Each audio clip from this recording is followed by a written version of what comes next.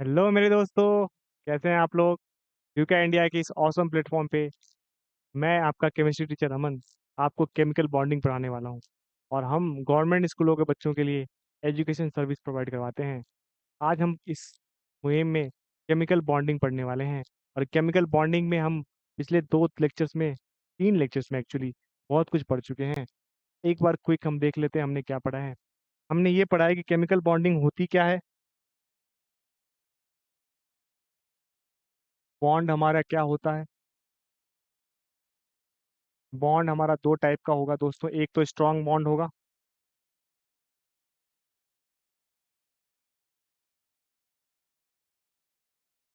और एक weak bond होगा।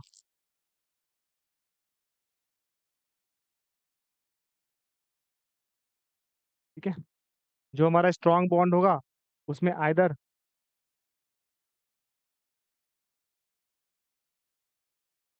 कंप्लीट ट्रांसफर ऑफ इलेक्ट्रॉन होगा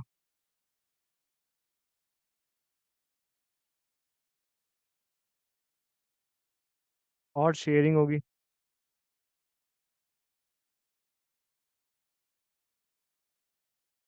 शेयरिंग आइदर इक्वल होगी और अनइक्वल होगी। यदि इक्वल शेयरिंग होगी तो उसको हम कोऑर्डिनेट बॉन्ड कहेंगे, सॉरी कोवेलेंट कहेंगे। और अनइक्वल होगी तो उसको हम कोऑर्डिनेट कहेंगे।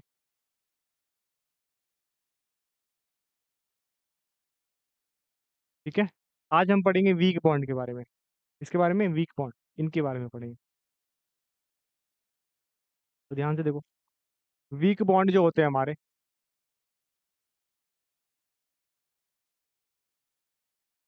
जिनकी एनर्जी जो है वो लेस देन 42 किलो जूल पर मोल होनी चाहिए।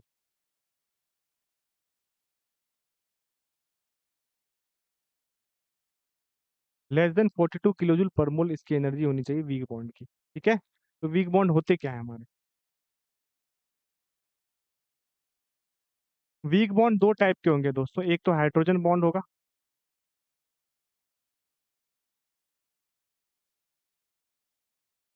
दूसरा वॉन्डरवॉल फोर्स होगा।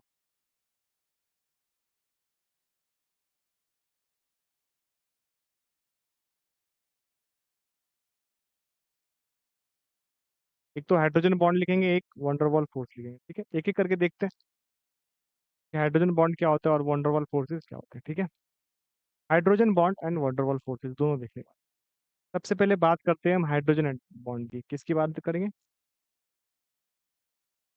हाइड्रोजन बॉन्ड की बात करेंगे।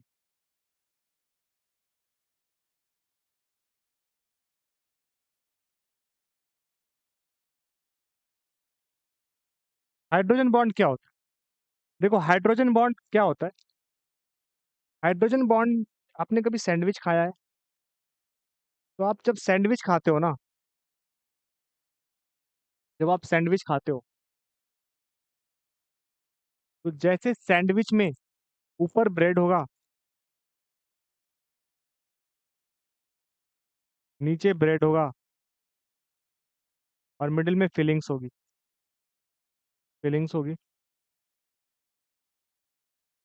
ठीक है, कुकुम्बर चीज जो भी करना है। उसी तरह हाइड्रोजन बॉन्ड में क्या होता है, ऊपर हाइड्रोजन होता है, सॉरी हाइड्रोजन नहीं, ऊपर इलेक्ट्रोनेगेटिव एटम होता है,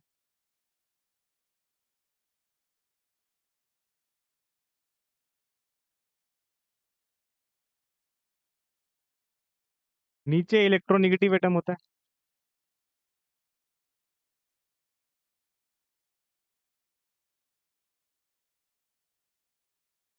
और बीच में क्या होगा, हाइड्रोजन होगा। ठीक है।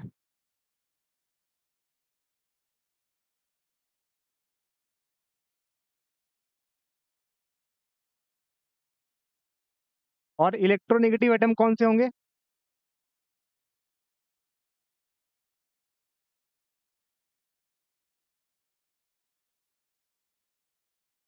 Fluorine, oxygen, nitrogen. Note down करो। तो आपने क्या देखा, हाइड्रोजन बॉन्ड में ऊपर इलेक्ट्रोनेगेटिव, नीचे इलेक्ट्रोनेगेटिव, बीच में हाइड्रोजन होना चाहिए। और इलेक्ट्रोनेगेटिव एटम कौन से होंगे? Fluorine, oxygen and nitrogen. Sandwich की तरह ऊपर ब्रेड, नीचे ब्रेड और बीच में स्टफ। एग्जाम्पल लेके चलता हूँ। मान लो कि मेरे पास एक एचएफ है और मेरे पास दूसरा एचएफ है।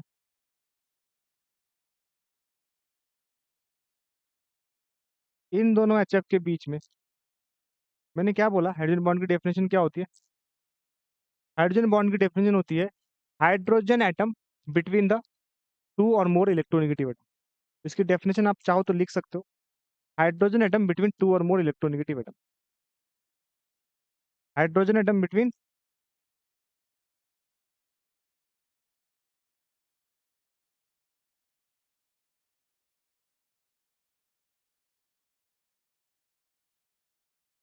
तो हाइड्रोजन बॉन्ड की डेफिनेशन क्या होगी? Hydrogen atom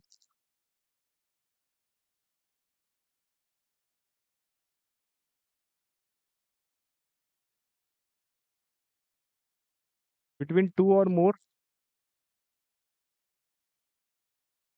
electronegative atom. दो इलेक्ट्रोनेगेटिव एटम के बीच में हाइड्रोजन एटम आना चाहिए, मैंने वही आपको सिखाया। रख होना चाहिए। ठीक है, हाइड्रोजन एटम बिटवीन टू और मोर इलेक्ट्रोनेगेटिव एटम, इसको हम क्या कहेंगे? हाइड्रोजन बॉन्डिंग कहेंगे। ठीक है, इट इज रिप्रेजेंटेड बाय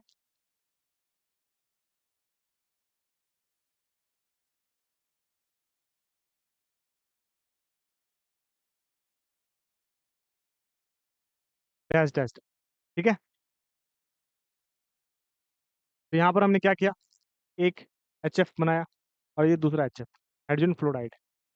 इसमें देखो, ये फ्लोरीन और ये फ्लोरीन, इनके बीच में क्या हाइड्रोजन नजर आ रहा है? तो जब एच एटम स्ट्रक हो ना बिटवीन टू इलेक्ट्रोनेगेटिव एटम के बीच में, तो एच बॉन्डिंग होती। तो यहाँ पर कौन सी बॉन्डिंग होगी? This is nothing but hydrogen bond.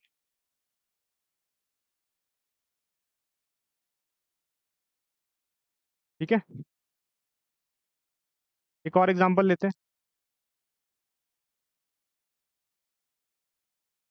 मान लो कि मैंने एक H2O मॉलिक्यूल लिया और मान लो कि मैंने दूसरा H2O मॉलिक्यूल लिया।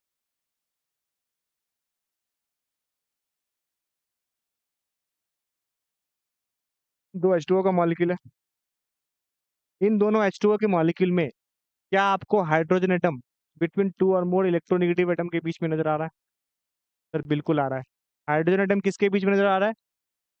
हाइड्रोजन एटम हमें दो ऑक्सीजन एटम के बीच में नजर आ रहा है। इस ये हाइड्रोजन इन दोनों ऑक्सीजन के बीच में नजर आ रहा है।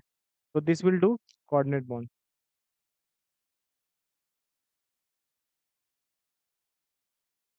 Sorry, hydrogen bond.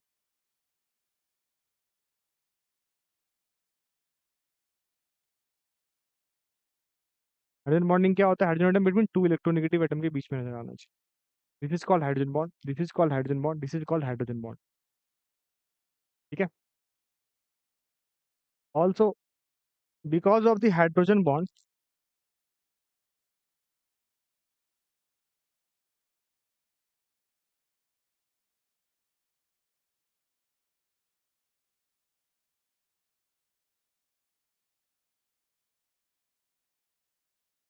Boiling point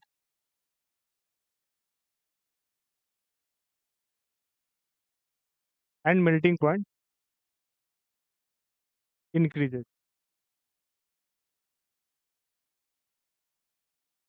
ये पॉइंट इंपॉर्टेंट है, ये पॉइंट इंपॉर्टेंट है।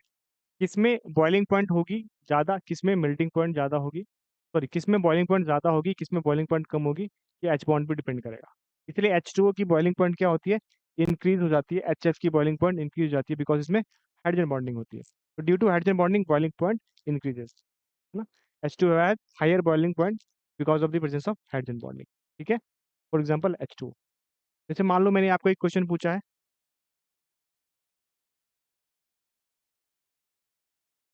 बिटवीन इथेनॉल एंड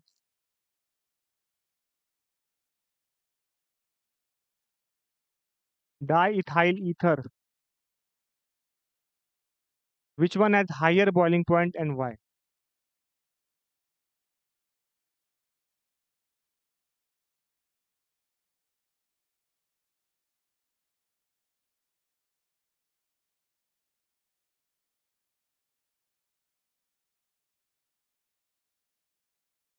ये क्वेश्चन है आपका, ध्यान से क्वेश्चन नोट डाउन करो।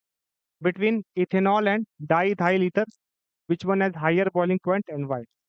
इथेनॉल एंड डाईथाइल ईथर में किसके पास हायर बॉइलिंग पॉइंट है और क्यों? सिंपल रीजन है, इथेनॉल और डाईथाइल ईथर में आपके पास यदि बॉइलिंग पॉइंट हायर पूछी जा रही है, ऑलवेज याद रखना, जिस किसी का भी एच बॉन्डिंग क्रिएट करेगा उसकी बॉइलिंग पॉइंट हायर होगी। एक बार ये खुद से ट्राई करो, फिर मैं बताता हूँ आपको।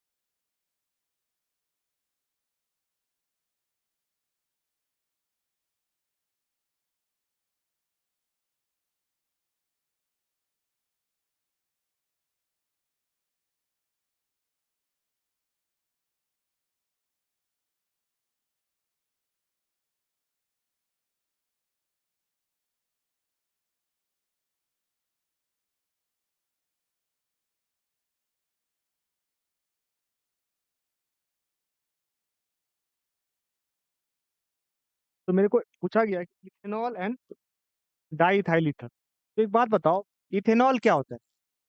यदि मैं बात करूँ इथेनॉल की, तो क्या मैं इथेनॉल को ऐसे बोल सकता हूँ,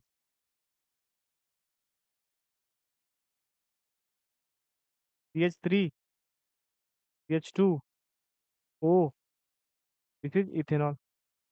और मेरे को यदि डाईथाइल ईथर दिया गया है तो मैं डाईथाइल ईथर को ऐसे लिखूंगा, या आप ऑर्गेनिक में पढ़ने वाले हो कि डाईथाइल ईथर कैसे लिखते हैं?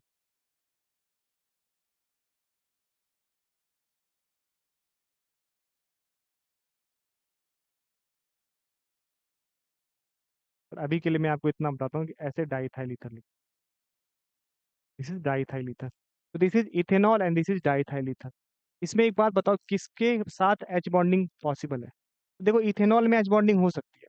यदि मैं एक और इथेनॉल यहाँ बनाता हूँ ना, यदि मैं एक और इथेनॉल यहाँ बनाता हूँ, CH3, CH2, OH, तो मैं क्या देखूंगा कि ये वाला जो हाइड्रोजन है ना, ये इस ऑक्सीजन और इस ऑक्सीजन के बीच में नजर आ रहा है, इस ऑक्सीजन और इस ऑक्सीजन के बीच में। तो इसके पास एच बॉन्डिंग हो रही है। अब एच बॉन्डिंग की वजह से क्या होगा, बॉइलिंग पॉइंट इंक्रीज हो जाएगा। एच बॉन्डिंग हो जाएगी, एच बॉन्डिंग की वजह से इसका बॉइलिंग पॉइंट ज्यादा हो जाएगा। ठीक है, बट वही मेरा डाईथाइल ईथर के केस में, क्या बताओ, क्या इसमें एच बॉन्डिंग हो सकती है? नहीं। एच एटम्स कहाँ आ रहा है बीच में? जब भी एच एटम्स कनेक्टेड हो डायरेक्टली आइदर फ्लोरीन, ऑक्सीजन और नाइट्रोजन के साथ, that means that will do hydrogen bonding. तो इसमें एच बॉन्डिंग नहीं हो सकती, no H bonding, no H bonding, कोई भी एच बॉन्ड नहीं हो सकता। इसका मतलब बॉइलिंग पॉइंट।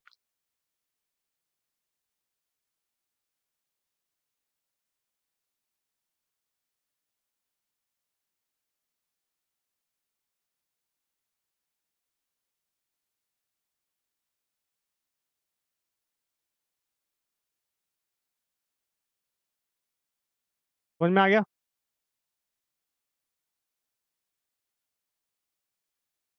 तो ये मैंने क्वेश्चन दिया था, सिंपल है, आसान है। अगला टॉपिक करते हैं। हाइड्रोजन बॉन्ड कितने टाइप्स के होते हैं?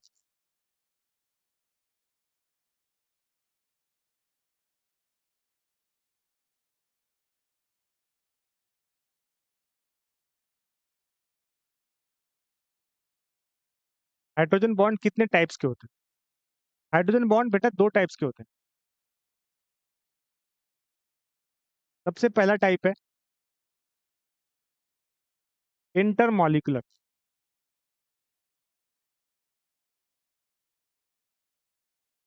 और दूसरा टाइप है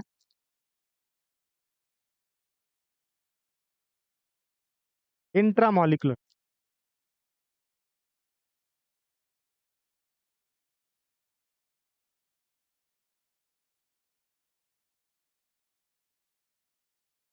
सबसे पहला टाइप कौन सा है? इंटरमॉलिक्यूलर। दूसरा टाइप है intramolecular. Intermolecular H bonding, intramolecular H bonding. क्या होती है इंटरमॉलिक्यूलर? इंटरमॉलिक्यूलर का मतलब है in a different, in a two molecule, between two molecule और मोर देन टू मॉलिक्यूल। ठीक है। और इंट्रा का मतलब है इन अ सेम मॉलिक्यूल, जब एक ही मॉलिक्यूल के अंदर हो, एक ही मॉलिक्यूल के अंदर हो, that means that is called intra. और जब टू मॉलिक्यूल्स के बीच में हो तो इंटर। ठीक है। तो आप इंटर में क्या बोलोगे?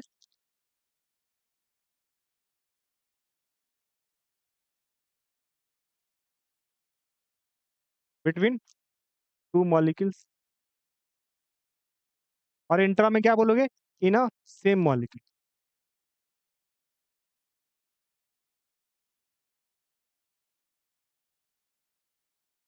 ठीक है। इंटर का मतलब है कि बिटवीन टू मॉलिक्यूल, जैसे कि हमने पिछले एक दो क्वेश्चन में इसको देखा भी है कि यार इंटर को हम कैसे देखते हैं, है ना। तो जैसे मान लो एक दो एग्जांपल हमने इसके चेक भी करे इंटर के। जैसे मान लो कि मैंने एच एफ का एग्जांपल लिया, जैसे मान लीजिए कि मैंने एच टू ओ का एग्जांपल लिया। ये सारे किसके हैं? इंटर के, क्योंकि यहाँ पर क्या हो रहा है, इन सेम मॉलिक्यूल हो रही है चीज, सॉरी इन डिफरेंट हो रहा है। तो ये एच बॉन्ड है। एच टू ओ का एग्जांपल ले लो, एच एफ का भी ले सकते हो आप एग्जांपल चाहो तो। ये मेरा एक एच एफ था, ये मेरा दूसरा एच एफ था। इन दोनों के बीच में कौन सी बॉन्डिंग हो रही है? H bond. ठीक है। तो एच बॉन्ड हमारा इंटर मॉलिक्यूलर का होगा जब दो मॉलिक्यूल के बीच में होगा, है ना। That is called inter molecular. और इंट्रा का मतलब क्या है? In a same molecule. In a same molecule. In a same molecule, केवल एक ही मॉलिक्यूल में। ठीक है। जैसे कि मान लो मैं इसको एग्जांपल देके समझाता हूँ। मान लीजिए मैंने लिखा है ortho nitro phenol, classic example है।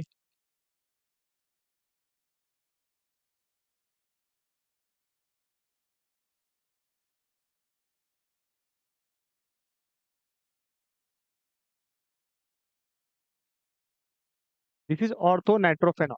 This is ortho nitrophenol. अब इसमें क्या कौन सी बॉन्डिंग हो रही है? Intra molecular. बिकॉज आपको क्या लग रहा है, ध्यान से देखोगे तो ये एक ही मॉलिक्यूल के बीच में बॉन्ड बन रहा है। This is intra, this is intra molecular H bond. Note down करो इसको।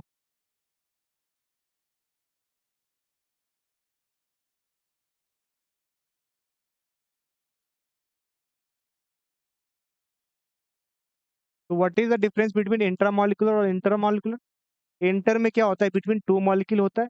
और इंट्रा में क्या होता है? इन सेम मॉलिक्यूल होता है। जैसे ऑर्थोनाइट्रोफेनॉल हो गया अपना इंट्रा मॉलिक्यूलर। और इंटर अपना क्या हो गया अपना?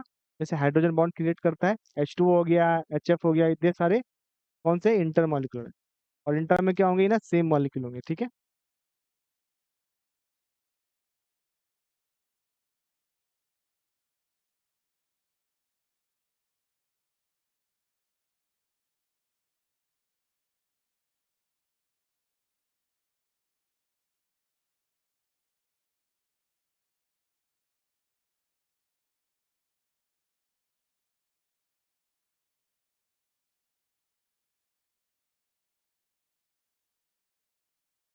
इसमें एक लाइन लिख लो, because of the inter molecular hydrogen bonding,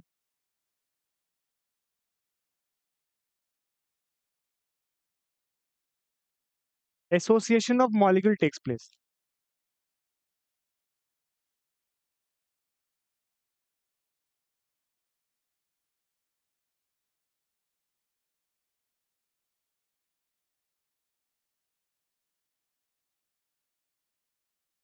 molecule आपस में जुड़ जाते हैं। एसोसिएशन का मतलब ऐड हो जाते हैं मॉलिक्यूल। क्या होते हैं? ऐड हो जाते हैं। This implies that there boiling point increases.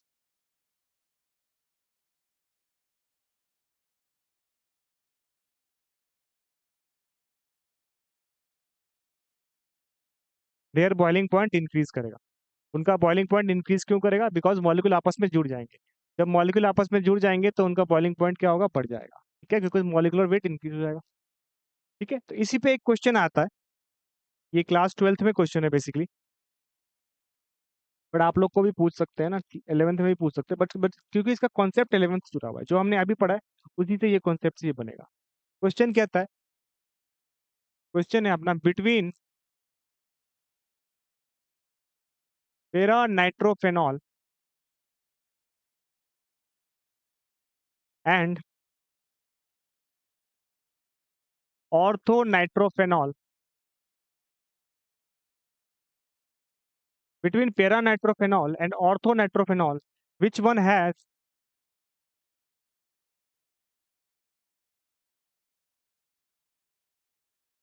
Which one has higher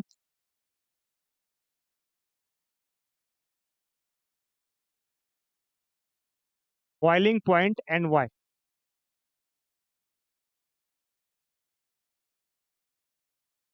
सोचो क्वेश्चन क्या कह रहा है, between ortho nitrophenol and para nitrophenol which one has higher boiling point and why? अभी आपको बहुत सारे बच्चों को लग रहा है सर ये क्या पूछ दिया आपने, तो एक एक काम करते हैं, मैं इसका स्ट्रक्चर आपको बनाता हूँ ताकि आपको थोड़ा सा आसानी हो। तो मेरा पहला केस है अपना ऑर्थो नाइट्रोफेनॉल का। तो ऑर्थो नाइट्रोफेनॉल कुछ नहीं होता, ऐसा कुछ स्ट्रक्चर होता है इसका। ये यहाँ पे मैंने बनाया है,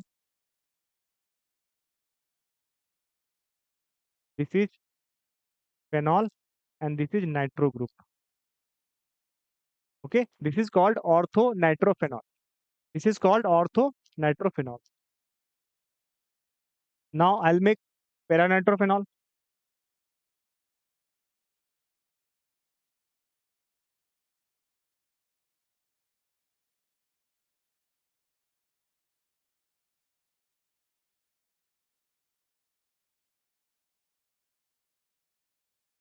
दिस इज पैरा नाइट्रोफेनॉल। अभी ऑर्थो नाइट्रोफेनॉल बना दिया मैंने और पैरा नाइट्रोफेनॉल बना दिया। अब आपको केवल ये बताना है कि which one has higher boiling point and why. बिल्कुल आसान क्वेश्चन है दोस्तों, कुछ नहीं करना। अपने को बस ऑर्थोनेट्रोफेनॉल और पैरानेट्रोफेनॉल में ये देखना है ना कि किसमें कौन सी बॉन्डिंग हो रही है, बस इतना ध्यान दो।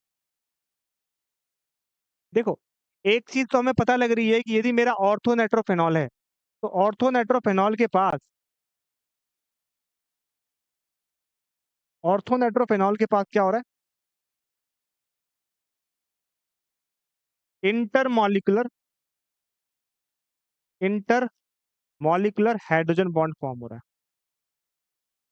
ये दिख रहा है आपको, इंटर मॉलिकुलर एच बॉन्ड। तो एक्स्ट्रा रिंग बन रही है इसके पास, एक्स्ट्रा स्टेबिलिटी गेन हो रही है। जब एक्स्ट्रा रिंग बनता है ना उसको चिलेशन कहते हैं। हम आप ये कोऑर्डिनेशन कंपाउंड में 12th में पढ़ते हैं, बट मैं बेसिकली ये बता रहा हूँ कि एक्स्ट्रा रिंग बन रही है इंटर मॉलिकुलर एच बॉन्ड के पास। ओ इंट्रा है, सॉरी, ठीक है, इंट्रा। क्या है, इंट्रा, इंट्रा के पास, इंट्रा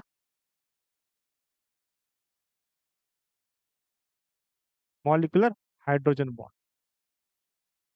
इसके पास क्या बन रही है, एक्स्ट्रा रिंग बन रही है। यहाँ पर ये केस नहीं हो पा रहा। आप बोलोगे सर यहाँ भी रिंग बना दो, तो नहीं बना पाएंगे, बिकॉज 5 एंड 6 मेंबर की रिंग बना सकते हैं, यहाँ 7 मेंबर की रिंग बन जाएगी। यहाँ देखो कितने मेंबर की रिंग है, ध्यान से देखो, 1 2 3 4 5 6, 6 मेंबर की रिंग है, मॉलिक्यूल स्टेबल है। बट यदि यहाँ पे मोर देन 6 बनाते तो मॉलिक्यूल अनस्टेबल हो जाता, इसलिए यहाँ पे रिंग नहीं बना सकते। तो यहाँ पर क्या होगा, ऑर्थोनाइट्रोफेनॉल आपस में, दो मॉलिक्यूल आपस में जुड़ेंगे, इंटर मॉलिक्यूलर बॉन्डिंग बनाएंगे। दैट मीन्स कि मैं क्या करूंगा,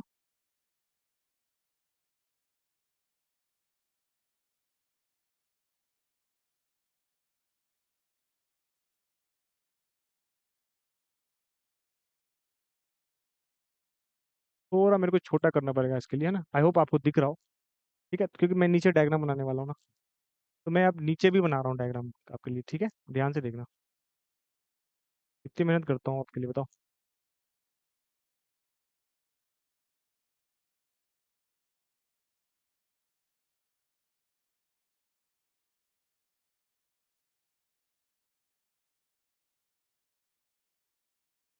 ठीक है, तो यहाँ पे देखो, यहाँ पे मैंने दो मॉलिक्यूल आपस में क्या होंगे, ज्वाइन हो जा रहे हैं। दो मॉलिक्यूल आपस में क्या हो रहे हैं, ज्वाइन हो जा रहे हैं। दो मॉलिक्यूल आपस में ज्वाइन हो जाएंगे, तो यहाँ पर इस तरीके से ज्वाइनिंग हो जाएगी इनकी, एसोसिएशन हो जाएगा। यहाँ पर क्या होगा, इंटर मॉलिक्यूलर होगा, क्या होगा, इंटर मॉलिक्यूलर। तो जब भी इंटर मॉलिक्यूलर एच बॉन्डिंग होती है ना, तो दैट मीन्स कि association of molecule takes place, molecule आपस में जुड़ जाते हैं। ठीक है, तो इसका मतलब क्या है, जब मॉलिक्यूल आपस में जुड़ेंगे तो उनकी बॉइलिंग पॉइंट भी हाइयर होगी। तो आप क्या बोलोगे, बॉइलिंग पॉइंट ऑफ,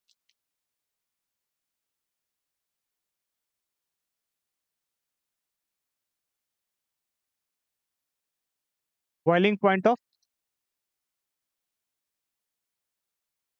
पैरा नाइट्रोफेनॉल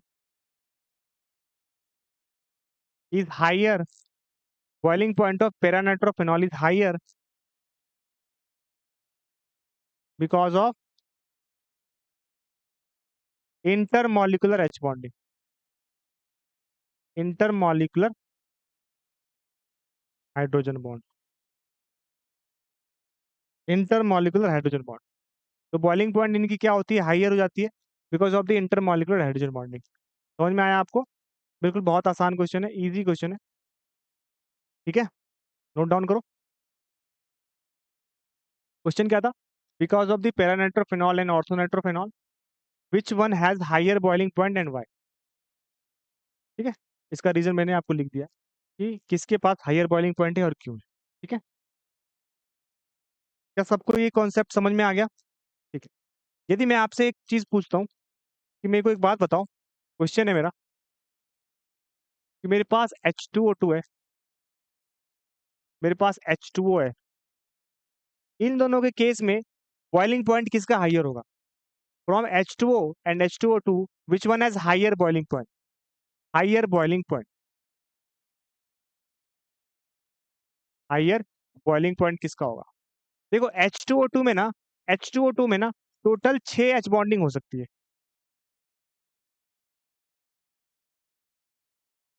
और इसके अंदर क्या हो सकती है, टोटल 4 H बॉन्ड बन सकता है। तो मोर नंबर ऑफ एच बॉन्डिंग करेगा, मोर स्ट्रॉन्ग बॉन्ड बनेगा, तो बॉइलिंग पॉइंट भी स्ट्रॉन्ग होगा। तो बॉइलिंग पॉइंट किसका हाइयर होगा? H2O2 का ज्यादा होगा एज कंपेयर टू H2O। कई बार ये क्वेश्चन पूछ देते हैं। ठीक है, कई बार ये आसान नहीं लगता, बट पेरोक्साइड का जो होता है जनरली हाइयर होता है बिकॉज इसमें 6 होते हैं, 6 एच बॉन्ड क्रिएट करते हैं। कुछ ऐसा इसका ओपन इनवेलप टाइप स्ट्रक्चर बनता है,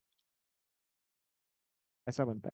तो यहाँ से ये एक एच बॉन्ड करेगा, ये दूसरा करेगा, इसके पास 2 लोन पेयर होते हैं, 4 हो गए, और इसके पास भी 2 लोन पेयर हैं, 4 हो गए। तो कितने हो गए? 1 2 3 4 5 6, टोटल 6 एच बॉन्ड क्रिएट करेगा, जबकि ये 4 ही कर पाएगा। यहाँ पर यदि मैं H2O बनाऊं तो H2O क्या करेगा, यहाँ से ये कार्बन करेगा, हाइड्रोजन करेगा, इधर से हाइड्रोजन करेगा, इसके 2 लोन पेयर यहाँ से करेंगे, तो 1 2 3 4 टोटल 4 ही कर पाते हैं। तो जो ज्यादा number of H bond create करेगा वो मॉलिक्यूल ज्यादा स्टेबल होगा, सॉरी ज्यादा, हाँ ज्यादा बॉइलिंग पॉइंट होगी, ज्यादा स्टेबिलिटी भी होगी। क्या सबको समझ में आया मैंने क्या सिखाया अब तक, कि कैसे आप पैरानाइट्रोफेनॉल एंड ऑर्थोनाइट्रोफेनॉल में बॉइलिंग पॉइंट देखते हो, किसकी ज्यादा होती है किसकी कम होती है, और क्या सिखाया मैंने, बॉइलिंग पॉइंट इंक्रीज करता है। एक और कॉन्सेप्ट है कि एच बॉन्ड से क्या होता है, कि ड्यू टू एच बॉन्ड ना, due to H bond vapour pressure पे भी असर पड़ता है, वेपर प्रेशर पे भी असर पड़ता है। और वेपर प्रेशर पे क्यों असर पड़ता है दोस्तों?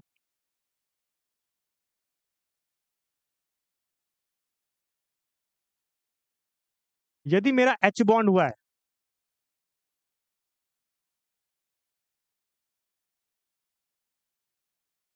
यदि मेरा हाइड्रोजन बॉन्ड है,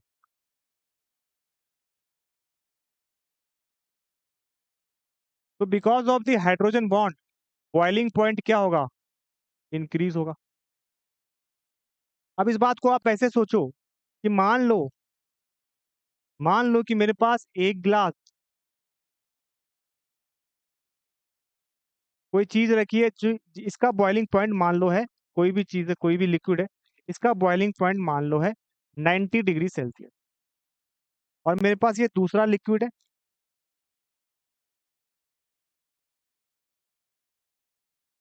इसका बॉइलिंग पॉइंट मान लो है 110 डिग्री सेल्सियस या 100 डिग्री सेल्सियस। एक का बॉइलिंग पॉइंट 90 है, एक का बॉइलिंग पॉइंट 100 है।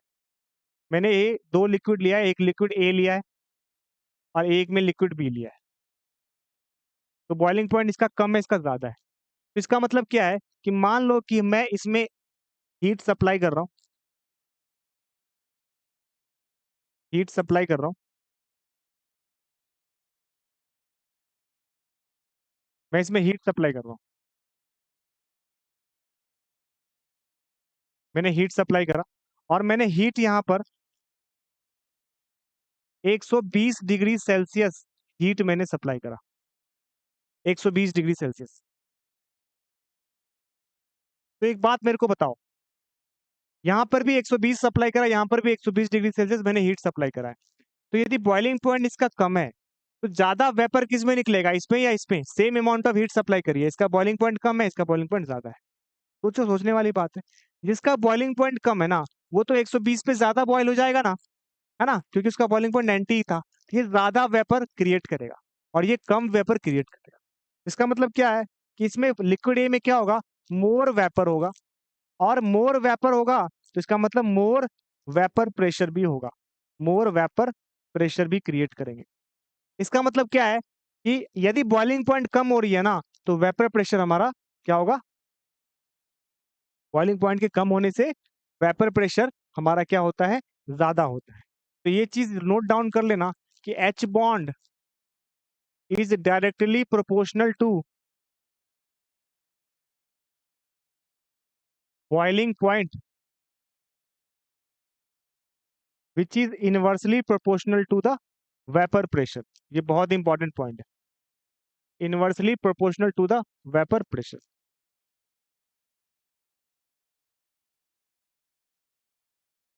वेपर प्रेशर के इनवर्सली प्रोपोर्शनल है ये, वेपर प्रेशर के इनवर्सली प्रोपोर्शनल है। एच बॉन्ड बॉइलिंग पॉइंट के डायरेक्टली प्रोपोर्शनल है और वेपर प्रेशर के इनवर्सली प्रोपोर्शनल है। तो कल को आपसे कोई क्वेश्चन पूछता है कि between H2O, between H2O and H2S किसका बॉइलिंग पॉइंट ज्यादा होगा, तो बॉइलिंग पॉइंट किसका ज्यादा होगा, H2O का। किससे, H2S से। पहला केस, बिकॉज H2O में क्या हो रहा है, H बॉन्ड क्रिएट हो रहा है। बट यदि मुझे वेपर प्रेशर पूछा जाता है,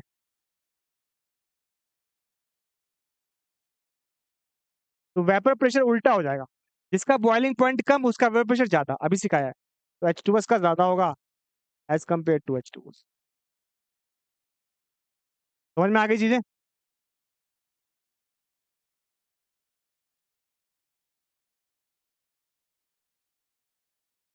ये मेरा H बॉन्ड का कॉन्सेप्ट था आपका।